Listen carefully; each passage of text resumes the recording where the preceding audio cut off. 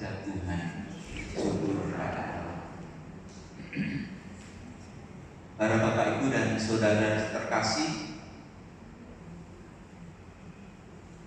kalau saya sengaja mengambil dari bacaan surat pertama Rasul Paulus kepada Jemaat Korintus ini, saya ingin menggambarkan tentang tema kita, persekutuan dalam kasih ini digambarkan dengan persekutuan perjamuan Tuhan. Dan hendaknya perjamuan Tuhan menjadi warna dari persekutuan hidup sehari-hari. Dengan kata lain, kalau mau saya buat ringkas, perjamuan Tuhan atau simbol dari Ekaristi hendaknya menjadi pola hidup gereja sehari-hari. Bapak Ibu, saudara-saudari, saya yakin pernah ke Taman Mini Indonesia Indah.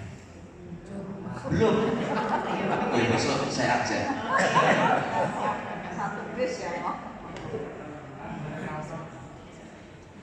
Kalau kita masuk ke Taman Mini Indonesia Indah atau MII, mulai dari Aceh sampai Papua kita bisa berkunjung. Mungkin satu hari tidak selesai, tetapi kalau secara cepat ya mungkin selesai. Sekarang kita melihat TMII itu secara keseluruhan, lalu di dalam kotak kita bagian belakang sudah mulai bisa menggambarkan, oh kalau begitu Indonesia kurang lebih ya seperti ini. Sehingga tidak perlu naik pesawat dari Aceh beneran sampai ke Papua sungguhan. Itu bisa makan waktu cukup lama. Tetapi dengan memasuki Taman Mini Indonesia Indah, paling tidak kita bisa melihat seluruh Indonesia dari miniaturnya. Lengkap ya yang mau saya katakan ya. Jadi tidak usah kita melihat dari ujung Aceh sampai ke Papua, tetapi cukup melihat dari Taman Mini Indonesia Indah itu. Nah sekarang kalau itu ditarik dalam hidup rohani, saya mau mengatakan demikian. Perjalanan hidup kita sehari-hari, dari kita lahir ceprot sampai mati, kurang lebih itu gambarannya seperti awal Ekaristi sampai Ekaristi berakhir. Harusnya. Lalu dengan demikian kita bisa melihat seluruh Ekaristi yang diawali dengan tanda salib. Anggap saja kita dibaptis dan diberi tanda dalam nama Bapa, Putra, dan Roh Kudus, yaitu dengan dua hal. Meterai itu berupa forma dan material. Formanya jelas ya, Bapa, Putra, dan Roh Kudus. Kalau mau dilengkapkan ya sebut saja, Aloysius, aku membaptismu dalam nama Bapa dan Putra dan Roh Kudus. Lalu materinya air.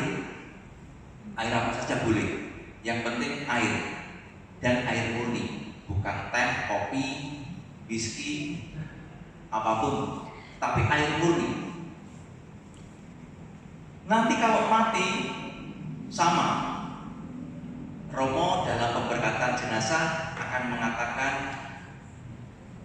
Bapak Aloysius berangkatlah memasuki hidup abadi dalam tanda Bapa, Putra, dan Roh Kudus. Jadi diawali dengan tanda salib, nanti pada waktu mati juga ditandai dengan salib. Persis Ekaristi yang diawali dengan tanda salib, nanti ditutup dengan tanda salib pula, dengan berkat penutup. Idealnya seperti itu. Hanya sekarang ini kan masing-masing orang umurnya beda-beda ya. Ada yang sampai 70, ada yang sampai 80. Saya pernah memberkati jenazah di Bangka sampai 102. Wah ini dia sudah sampai gak punya konco ya grup. Karena temannya sudah pada wafat, lalu dia gak punya rekan WA grup. Panjang usia berapapun itu, kalau ditarik, diperes, diringkaskan, itu hendaknya menjadi gambaran dalam Ekaristi. Nah, sayangnya kalau kita lihat dari bacaan hari ini, perayaan Ekaristi yang dilakukan oleh orang-orang di Korintus itu ada penyelewengan. Penyelewengannya seperti apa? Nanti saya hanya mau mulai dulu dari yang sesungguhnya terjadi dalam perjamuan dalam umat atau jemaat di Korintus. Zaman jemaat di Korintus itu tidak semuanya ini orang bisa ikut perjamuan Tuhan. Kalau saya bahaskan dengan zaman sekarang ya perjamuan Ekaristi. Mereka yang diundang itu diajak kumpul dulu, makan dulu. Dan makan ini disebut sebagai perjamuan agape, pesta kasih. Maka orang-orang sekarang merasa kalau ada misa lingkungan, setelah itu ada pesta agape, yaitu pesta makan atau perjamuan kasih. Nah, sayangnya nanti ada pelanggaran yang terjadi di perjamuan kasih itu. Seperti apa nanti? Kalau dilihat dari intinya sebenarnya, kalau bisa mau kata tadi taman mininya hidup ini adalah Ekaristi.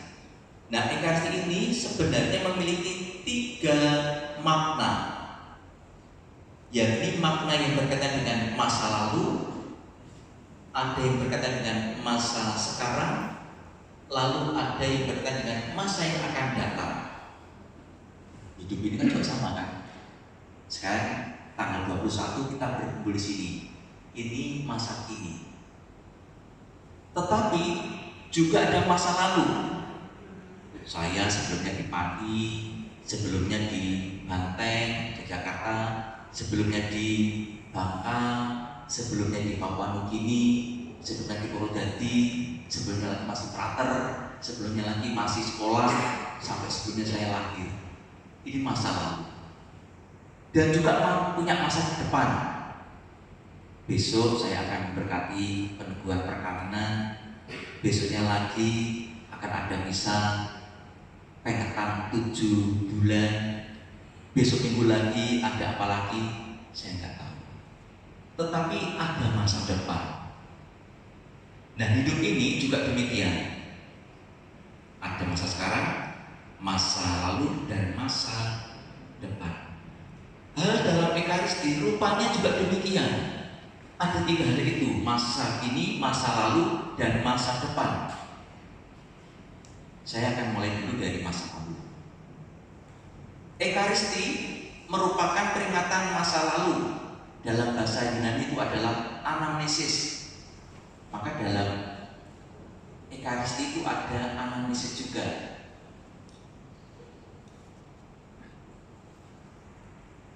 Anamnesis ini adalah pengenangan akan kematian Kristus bagi penebusan orang banyak dan dosa serta hukuman. Semua tertebus berkat kurban Kristus, dan ini yang dikenangkan. Melalui perjamuan Tuhan, sekali lagi kita diperhadapkan dengan kematian Kristus yang menyelamatkan dan makna penebusannya bagi kehidupan kita. Kematian Kristus menjadi motivasi yang paling tinggi bagi kita terhadap kejatuhan dalam dosa dan menjauhkan diri dari segala jenis kejahatan. Lalu berkaitan dengan masa lalu ini masih ada 1 poin lagi, yaitu merupakan ucapan syukur atau Ekaristia. Maka dalam misa itu juga sering disebut sebagai Ekaristi, yang artinya syukur. Syukur atas apa? Syukur atas berkat-berkat dan keselamatan Allah yang disediakan oleh pengorbanan Kristus di salib. Jadi orang Katolik itu serba bersyukur ya. Romo besok bisa misa, bisa untuk apa? Pemberkatan jenazah, Bapak A misalnya, tahu ya Ekaristi, ya tahu misa ya, tahu apa artinya syukur, berarti bersyukur atas meninggalnya Bapak. Aneh ya, meninggal kok malah bersyukur. Wong Katolik itu gimana tuh? Cara melihatnya adalah bahwa kematian itu bukan terpisah dari kita lalu titik, tetapi ada persatuan dengan Allah kembali. Nah, ini yang disyukuri. Maka dalam pemberkatan jenazah ada Ekaristi, artinya syukur karena yang didoakan itu boleh bersatu dengan Allah. Ya disyukuri loh. Boleh nangis karena memang ditinggal mati, tapi mesti kita bersyukur karena yang dicintai dipanggil Allah bersatu kembali dengan Allah. Lalu ada kata anamnesis. Anamnesis itu memang berkaitan dengan peringatan masa lalu, tapi tidak mandek sebenarnya. Tapi ada arah ke depannya. Dulu ada anak kecil, itu mungkin kita juga sama ya. Kalau saya beritahu, nah besok ikut Pak D ya, kita jalan-jalan ke alun-alun. Saya ngomong itu hari Kamis. Lalu hari Jumatnya keponakan saya itu akan tanya, Pak D, besok ibu jadi gak jalan-jalan? Ya jadi, karena dia senang karena dulu pernah diajak jalan-jalan. Jadi mengenang dari masa lalu, nanti ibu akan diajak lagi, senang dia. Maka mengatakan lagi, sampai besok ibu jadi ya Pak dia, jadi. Itu hari Jumatnya. Sabtu pagi mengingatkan lagi, Pak dia jadi gak minggu kita jalan-jalan ke alun-alun? Saking senang. Maka dalam anamnesis sebenarnya yang terjadi juga sama. Ada pengenangan masa lalu tentang perubahan Kristus, tapi juga ke depan. Oh, Yesus menjanjikan besok kita akan jalan-jalan ke kehidupan yang abadi, yang bahagia. Jadi ada korelasinya antara masa lalu tapi juga diproyeksikan ke depan. Itu yang terjadi dengan amnesia. Tetapi acuannya tetap masa lalu. Masa kini merupakan suatu persekutuan, dalam bahasa Yunani koinonia. Nah sekarang ini ya, ada yang duduk sana, di sana, ada yang berdiri di sini. Kita ini dalam persekutuan sesuai dengan tema tadi ya, persekutuan dalam kasih. Kita pun hari ini juga dalam persekutuan koinonia. Hanya masalahnya kadang-kadang beda-beda ya. Dalam misa itu juga ada koinonia, bersekutu dalam ekaristi, tapi kadang-kadang ada yang pikirannya ke rumah, ada yang pikirannya mungkin karena besar ya, nanti hari ini nanti mambur sebelah dia. Oh yo, sekolah itu belum tak panas sih. Oh, kira-kira nanti belum dirantai. Pikirannya kemana-mana. Secara fisik mungkin bisa koinonia, tetapi secara rohani mungkin terlepas. Nah harapannya, idealnya koinonia itu bersatu secara fisik tapi juga rohani. Hari ini juga diharapkan demikian. Kita bersatu dalam persekutuan di tempat ini.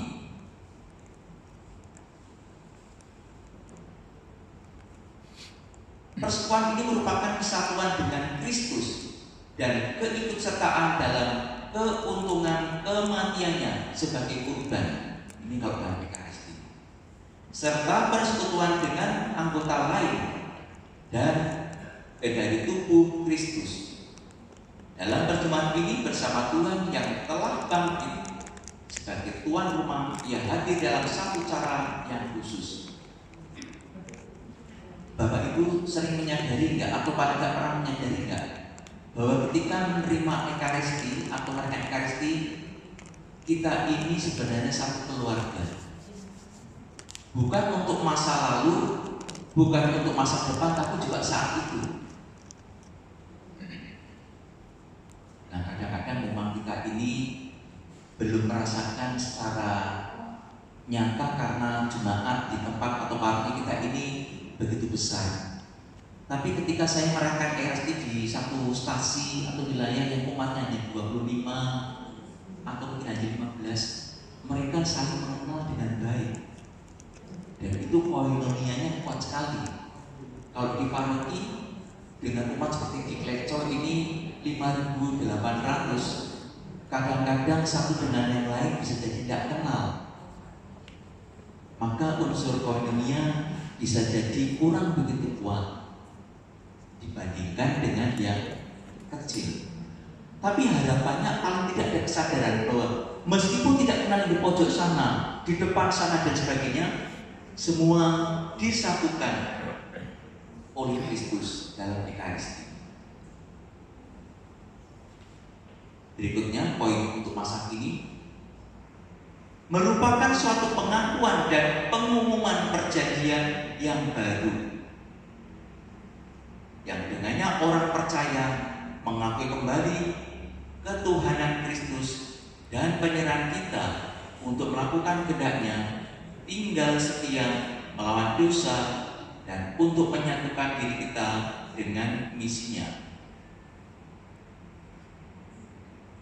Dalam misa atau Ekaristi, seringkali imam mengatakan, saudara-saudari pergilah, misa sudah selesai. Pertanyaannya adalah, misa itu apa? Misa itu apa? Ya, seringkali kita ikut misa tapi enggak ngeh. Misa itu dari bahasa Latinnya adalah mittere, diutus.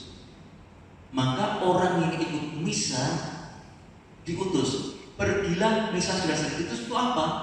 Diutus untuk mewartakan. Mewartakan apa? Mewartakan karya keselamatan Allah. Nah, saya itu punya cerita yang sangat ekstrim.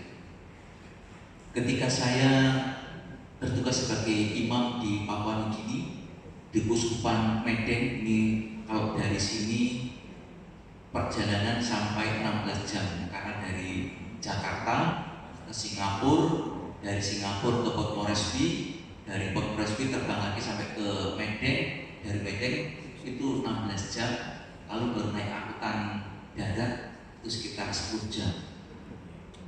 Di dalam itu saya ingat imam juga mengatakan, tapi pakai bahasa mereka ya, pakai bahasa Fiji.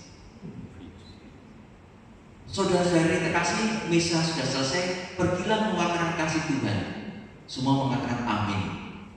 Baru saja saya dengan Romo Fajar dulu ganti kasula, di depan sudah ramai berbawa tombak, perang antar suku. Mengerikan kan? Jadi miterenya, diutusnya itu kadang-kadang tidak jalan. Nah, nggak usah jauh-jauh. Di satu paroki saya rahasiakan nama parokinya. Habis misa dikatakan, saudara-saudari pergilah, misa sudah selesai. Lalu dia jalan ke tempat parkir, masuk ke mobil, diatur oleh petugas parkirnya. Ternyata marah. Suruh itu marah dia karena diatur oleh tukang parkir. Saya mikir lah, Jokowi aja diatur tukang parkir manut ya kan. Wah ini kok umat diatur tukang parkir ngeyel. Akhirnya saya berkelahi dan inilah yang dia pertanyaan. Kenapa orang tidak bisa membawakan diri dalam berutusan kasih kepada yang lain? Bahkan pada tukang parkir yang entah tidak ada umat sendiri, orang-orang muda Katolik, OMK. Sekarang yang ketiga, masa datang merupakan suatu jaminan akan kerajaan Allah dan perjamuan Mesias pada masa depan ketika semua orang percaya akan bersama-sama dengan Tuhan. Dalam doa seringkali imam itu juga menggambarkan, semoga perjamuan Ekaristi ini juga menjadi tanda akan perjamuan surgawi kelak. Nanti kalau dalam doa-doa di pemberkatan jenazah juga didoakan yang sama. Semoga Bapak ini atau almarhum ini yang menikmati perjamuan Ekaristi ini kelak juga boleh menikmati perjamuan surgawi di surga. Dengan kata lain, sebenarnya dengan ikut Ekaristi sudah ada proyek ke depan. Saya ikut Ekaristi hari ini itu untuk Ekaristi nanti di kehidupan yang abadi. Harapannya seperti itu. Poin berikutnya untuk masa depan merupakan tindakan mengharapkan kedatangan Kristus yang sudah dekat bagi umatnya dan menghidupkan doa, datanglah kerajaan. Ini doa Bapa kami. Pada saat perjamuan Tuhan, semua makna di atas akan penuh arti hanya jika kita datang ke hadapan Tuhan dengan iman yang benar, doa yang tulus, dan penyerahan diri kepada firman Allah dan kehendak-Nya. Nah, ini perjamuan Ekaristi ya, yang saya sebut tadi ada proyek ke depan, masa kini, tapi juga masa lalu. Di zaman orang-orang Korintus mereka sudah buat ini. Hanya masalahnya sebelum perjamuan ini terjadi, mereka ada yang namanya perjamuan agape. Ini yang menjadi masalah. Paulus marah besar pada orang Korintus karena apa? Di saat terjadi perjamuan agape ini banyak penyelewengan. Ingat, orang Korintus pun ada yang miskin, ada yang kaya. Lalu terjadilah penyelewengan, yang miskin itu lapar, yang kaya kenyang. Bahkan dengan kata Paulus menyakitkan, yang kaya mabuk. Tapi kalau kita buka dalam tafsir ya, mabuk itu bisa berarti dua. Sungguh mabuk, tapi juga bisa dalam arti makan yang tidak terkontrol karena saking kenyangnya. Rupanya yang kedua ini tafsir yang tepat, yakni makan sampai kenyang sampai lupa pada tetangganya, mereka yang miskin masih tetap lapar. Kenapa terjadi? Ada satu anekdot yang membuat cerita begini. Ada 5 orang, yang satu punya uang cuma 1.000, yang nomor 2 punya uang 2.000, yang 3 punya uang 3.000, yang nomor 4 punya uang 4.000, yang nomor 5 punya uang 5.000. Mereka pengen makan enak, nasi goreng babat. Ada yang suka nasi goreng babat? Nah, 5 orang ini iuran, tapi karena uangnya berbeda-beda, ya sudah apa boleh buat, belikan saja. Berarti ada yang 5.000, ada yang 4.000, ada yang 3.000 dikumpulkan. Berapa itu jumlahnya sih? 5 tambah 4, 9 tambah 3, 12 tambah 2, 14 tambah 1 ya, 15.000 ya, harga nasi goreng. Begitu dapat 1 bungkus enak baunya, lalu dibuat aturannya begini: yang minum 1.000 boleh makan dengan 1 jari, yang 2.000 boleh makan dengan 2 jari, yang 3.000 masih lumayan, bisa 3 jari, yang 4.000 4 jari, wah lumayan, yang 5.000 boleh makan dengan 5 jari. Siapa yang paling kenyang? Yang 5.000, dia urut 5.000 tapi makannya kenyang, yang 1.000 cetak jatuh terus kan. Nah, kehidupan dunia sudah seperti itu kritikan.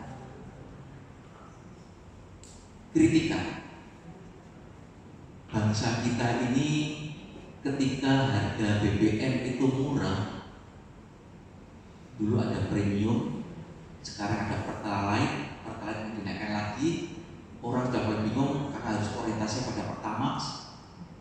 Siapa yang menikmati dengan harga murah? Orang miskin? Enggak. Mereka yang miskin datang ke SPBU menggunakan motor Beat yang sudah kuno, paling banter isi hanya 3 liter. Tapi kemarin saya lihat sendiri dan saya ngomong dengan Om Aris, kok aneh ya, mobilnya itu Land Cruiser yang Fortuner masih baru, yang seri baru. Nantinya gimana? Biosolar. Kan artinya memang ada ketimpangan di sana. Mestinya biosolar untuk yang tidak mampu, tetapi ini yang mampu. Bahkan mobilnya Fortuner yang terbaru membeli biosolar. Saya dengan Om Aris, dede-dede Mas Dewi ayo beli Dexlite, kan paroki kok kobol-kobol.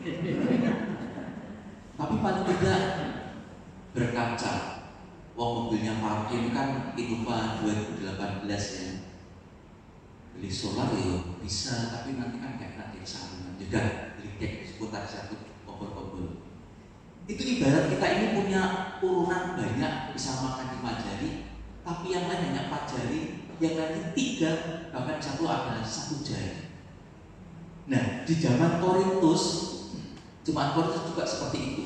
Maka dikatakan oleh Paulus, kalian ini seperti orang-orang yang tidak mempertimbangkan cinta kasih, yang miskin terpelapar, sedang yang lain sampai mabuk dalam arti makan kenyang.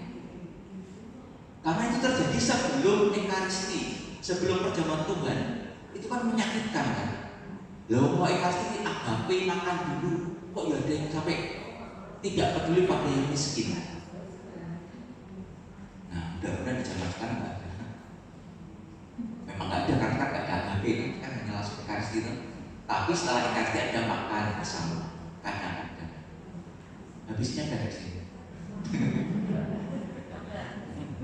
Semoga tidak seperti prakteknya orang Korintus.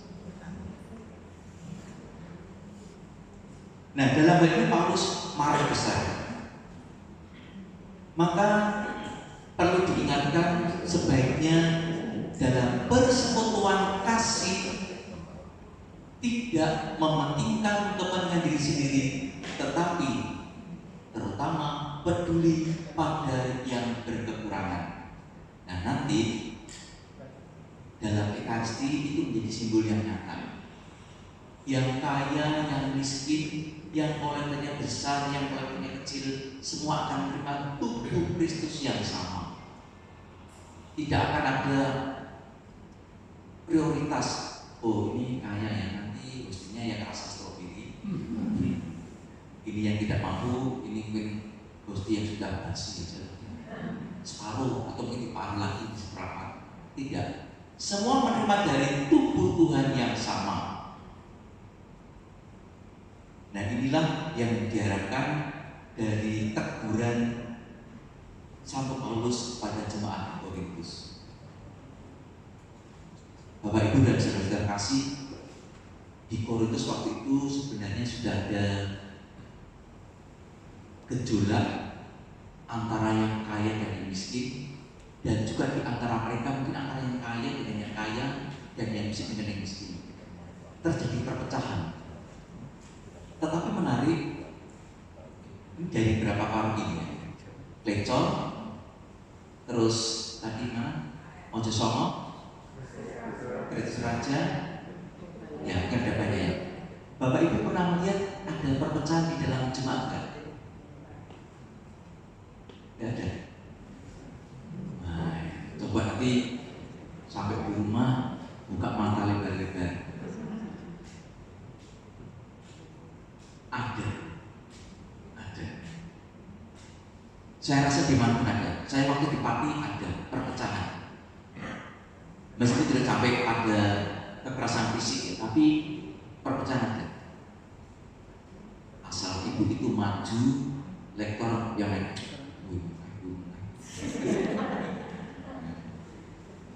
Ada bapak aktif cari muka. Orang ada perpecahan mungkin dalam taraf yang berbeda-beda. Bahkan ya sampai pada yang serius. Di pagi itu saya harus sedih. Ada umat yang dulu saya pernah kunjungi,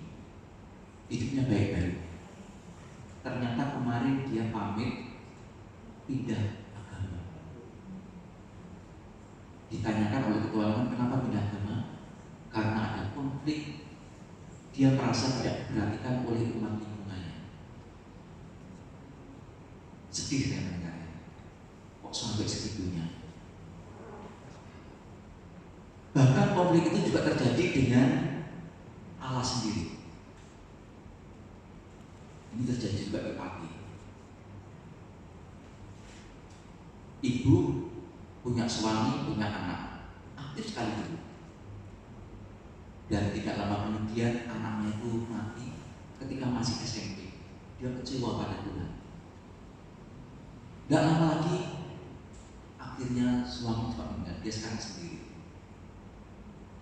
Terus ikut ke rumah, diakhiri untuk ajak misa. Jawabannya apa? Saya nggak lagi percaya pada Tuhan. Saya nggak akan makan misa. Mana Tuhan yang adil? Mana Tuhan yang penuh kasih? Konflik dengan Allahnya malah. Nah, Paulus itu mengingatkan dalam kehidupan menjemaat, dalam persekutuan dalam kasih, kadang-kadang ada perpecahan. Mengapa harus terjadi? Menurut Paulus ini jawabannya, supaya nyata siapa yang tahan uji. Jadi kalau Bapak Ibu sekarang masjid Katolik tahan uji. Aku dadok saya nggak tahu. Saya sendiri dulu waktu jadi frater segitu ya. Wah dia itu bujo ya. Bisa jadi frater sampai habiskan. Pertanyaan sama, dongeng diri kita cukup kan dadok ya. Karena sering dimarahi oleh romo rektor, ditegur oleh pembimbing rohani, kadang-kadang disuruh hal-hal yang dulu kami pernah dibojok ya, suruh bongkar septic tank gitu ya. Dan pernah juga latihan hidup miskin. Saya tingkat 3 kalau saya. Saya menggunakan kaos dan saya mengemis di jalan Slamet Riyadi itu di Solo. Lalu kebetulan saya itu sendiri duduk di yang mengemis itu. Kemudian di Malioboro saya juga tidur di emperan toko sampai malam, sampai pagi tanpa selimut dengan ramas kardus itu dengan orang-orang gelandangan. Diuji sejauh mana sanggup dan kuat hidup miskin seperti pengemis sungguh. Yang memang pernah suatu saat menangkan ya. Pas mengemis di Slamet Riyadi ada anak kecil. Loh, nonton ya. Ya. Kembali ke sini. Kadang-kadang ada gojlokan, ada latihan-latihan mental yang membuat kita ini seperti dihadapkan pada perpecahan batin, tapi juga perpecahan konflik. Apakah lanjut tidak? Nah, semoga dalam situasi apapun kita ini tahan uji, agar persekutuan kita dengan Tuhan, persekutuan kita dengan sesama semakin dimurnikan, semakin dikuatkan. Yakni dengan didasari oleh kasih. Semoga gambaran dari surat Rasul Paulus yang pertama nanti kepada jemaat Korintus sungguh menjadi inspirasi bagi kita bahwa seharusnya kita memang hidup seperti dalam Ekaristi yang diawali dengan tanda salib, ditutup dengan tanda salib, dan semua sama menikmati tubuh Kristus yang sama, dan masing-masing juga diutus dengan perutusan yang sama untuk menghadirkan karya keselamatan Tuhan. Amin.